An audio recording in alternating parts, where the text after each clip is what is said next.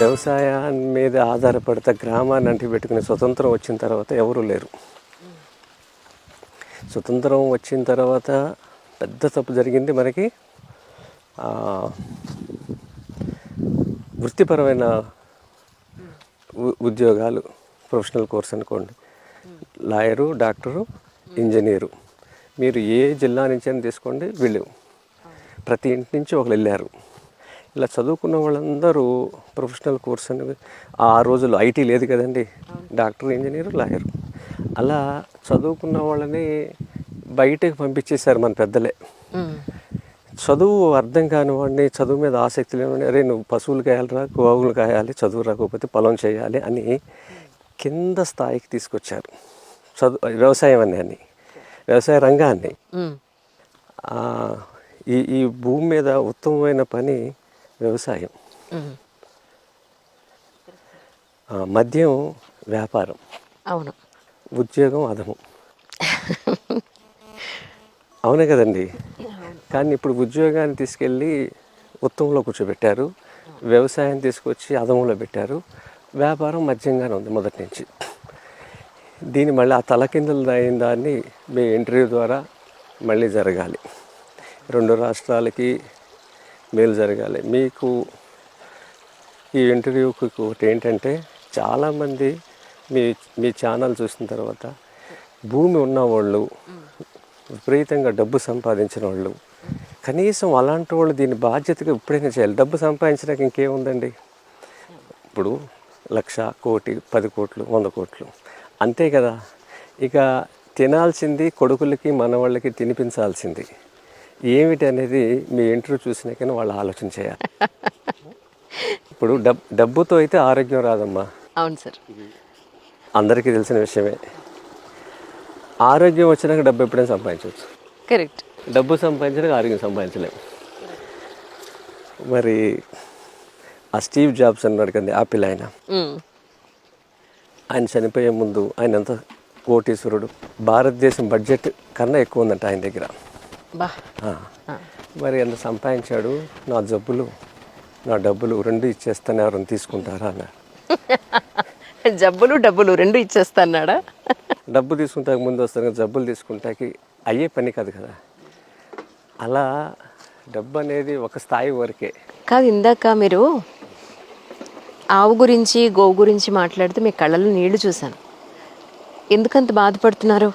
కారణం ఏమిటి? మీకు ఆ భోజనం తిన్నప్పుడు నీకు బాధపడతారు మీరు. ఆ భోజనం ఎవరు తినట్లేదు కదా, గో ఆధారితంగా. అంటే గోవు మయం ఉంటుంది చూసారా? అవునండి. గోమయం అనేది ఏంటంటే, ఈ భూమండలంలో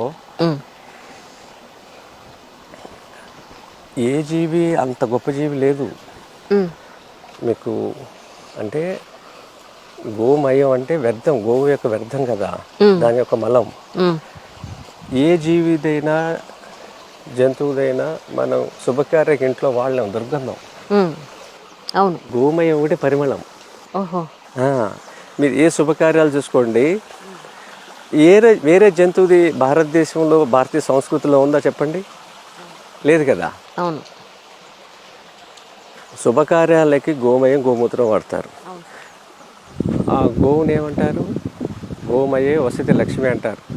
అంటే గోమయంలో లక్ష్మీ నివాసం. కొన్ని ప్రాంతాల్లో, ఉత్తర భారతదేశంలో ముఖ్యంగా, దీపావళి వస్తే మొదటి దీపం పెట్టేది గోమయం ఎక్కడైతే ఉంటుంది, పెంటపోగు అంటారు కదా, దిబ్బేరు అంటారు కదా, ఫస్ట్ దీపం అక్కడ పెడతారు. అంటే ఏంటి దీని ఉద్దేశం? అది సంపద అని. ఇంట్లో పెట్టుకోరు, దేవుడి దగ్గర పెట్టరు, లక్ష్మి దగ్గర పెట్టరు. లక్ష్మి అది అంటారు. అలా పంటలు పండించింది ఈ భారతదేశం. అలాంటి పంటలు తిన్నప్పుడు మానసికంగా, శారీరకంగా చాలా దృఢంగా ఉంటారు మనిషి. ఇది 70 ఏళ్ల క్రితం జరిగిన విధ్వంసం అమ్మ, వాళ్ళది కాదు, మనం పుట్టలేదు అప్పుడు జరిగింది. ఇది స్వతంత్రం వచ్చిన తర్వాత జరిగిన రెండు అతి ఘోర తప్పిదాలు ఏంటంటే, ఒకటి ప్రొఫెషనల్ కోర్స్ అని ప్రతి గ్రామం నుంచి మేధోవర్గం అంతా బయటికి వెళ్ళిపోయారు. 2 గ్రీన్ రెవల్యూషన్ పరిచయం. 2 సైమల్టేనియస్గా జరిగినాయి. గ్రీన్ రెవల్యూషన్ అనేది మన పుస్తకాల్లో ఎంత చక్కగా చదువుకున్నామంటే, అప్పుడు ప్రభుత్వాలు రాశారు, రాయిపించారు. ఇది మన రైతుల్ని, భారతదేశం యొక్క రైతుల్ని స్వయం ఆధారిత నుంచి వాళ్ళు ఆధారపడేటట్టు తయారు చేశారు ఎరువులమ్మ. ఇది నిజమో కాదో మీ ఛానల్ ద్వారా చూసే వాళ్ళందరినీ, పెద్దవాళ్ళు ఉంటారు, గ్రహించమనండి. తాత ఈ భూమి మీద బతికాడు, వాళ్ళ తాత కూడా బతికాడు. తాత కాలంలో ఎవరైనా ఆత్మహత్యలు చేసుకున్నారా రైతులు? ఒకటే పాయింట్ భారతదేశానికి. అంటే తాత ఇప్పుడు గ్రీన్ రెవల్యూషన్ ముందు కదా, 75 ఏళ్ళ క్రితం ఈ భూమి మీద తాత ఉన్నాడు కదా. ఆ తాత ఉన్నప్పుడు ఆత్మహత్యలు వాళ్ళు ఎవరు సమకాలీన ఎవరు ఆత్మహత్యలు చేసుకోవాలా, వలసలు పోలా, వృత్తి మానేలా, నగరాలకు ఎవరు రాలా.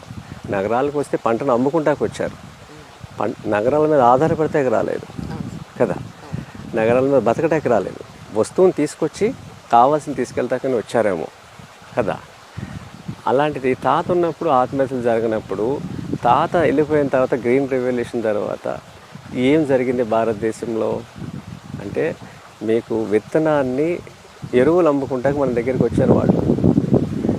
ఎరువులు వేస్తే బాగా పండుద్ది, మీకు 20 బస్తాలు వస్తుంది, మేము 30 బస్తాలు 40 బస్తాలు తీస్తామని చెప్పారు. అత్యాసి పుట్టించారు. మనిషి ఆశాజీవి కదా, ఆశాజీవి కాబట్టి నమ్మాడు. అమాయకుడు పాపం. భారతదేశంలో ఉన్నది 4-5 క్లాసులు మించిన రైతులు 80% మంది ఉన్నారు చదువుకున్నవాళ్ళు. పాపం వీళ్ళు అమాయకులు, పాపం మంచివాళ్ళు అమాయకులు. నమ్మారు. నమ్మినప్పుడు ఫస్ట్ సారి వచ్చినప్పుడు ఏం చేశారు, ఎరువులు అమ్మకూడదు, మాకు ఎరువులు అక్కలేదు, ఆవు పేడ ఎరువు ఉంది, మా తాత అలాగే చేశాడు, వాళ్ళ తాత అలాగే చేశాడని పంపించేశారు. కొన్నాళ్ళకి వాళ్ళు ఏం చేశారు, విత్తనం మీద వచ్చారు. విత్తనం తీసుకొచ్చి ఇది వేస్తే దిగుబడి బాగా వస్తుంది అన్నారు, ఆశ పట్టించారు. ఆ దిగుబడి అనగానే నమ్ముతారు కదా, అప్పుడు ఈ ఎరువులు వాడితే అది వస్తుందని ముడి పెట్టారు దానికి దీనికి. అక్కడ బోల్దపడ్డాడు మనిషి. మొత్తానికి నమ్మించారు. ఆ దిగుబడి వస్తుంది ఖచ్చితంగా. అంటే దాంట్లో అమలైజ్డ్, అమల్ ఎఫెక్ట్ అని 2 పదార్థాలు ఉంటాయి విత్తనంలో. దీంట్లో అమలైజ్డ్ ఏం చేశారంటే తీసేసిస్తే, ఫైబర్ కంటెంట్ తీసేస్తే ఓన్లీ కార్బోహైడ్రేట్ ఉంటుంది. దీనివల్ల ఈల్డ్ ఎక్కువ వస్తుంది. కానీ ఏ రైతు కూడా ఈల్డ్ గురించి మాట్లాడాడు, కానీ ఇది తింటే నాకు ఆరోగ్యం వస్తుందని ఏ రైతు అడగలు ఇప్పటి వరకు. అధిక దిగుబడి అన్నారు కానీ అధిక ఆరోగ్యం అనేది ఏ సైంటిస్ట్ చెప్పలా. 75 ఏళ్ళు కలిసిపోయేసరికి వెనక్కి తిరిగి చూస్తే ఇంత ఫార్మా ఇండస్ట్రీ, ఇన్ని హాస్పిటల్స్, ప్రతి ఇంట్లో పేషెంట్లు వచ్చారు. తినే ఆహారం ద్వారానే మానసికంగా, శారీరకంగా ఇన్ని అవస్థలు పడుతున్న మనిషి ఈ భూమి మీద గోవును వదిలేయటం. గో ఆధారిత వ్యవసాయం మళ్ళీ సుభాష్ పాలేకర్ గారి విధానాన్ని అర్థం చేసుకుంటే ప్రతి గ్రామం కళకళలాడుతూనే ఉంటుంది ఈ భూమి మీద.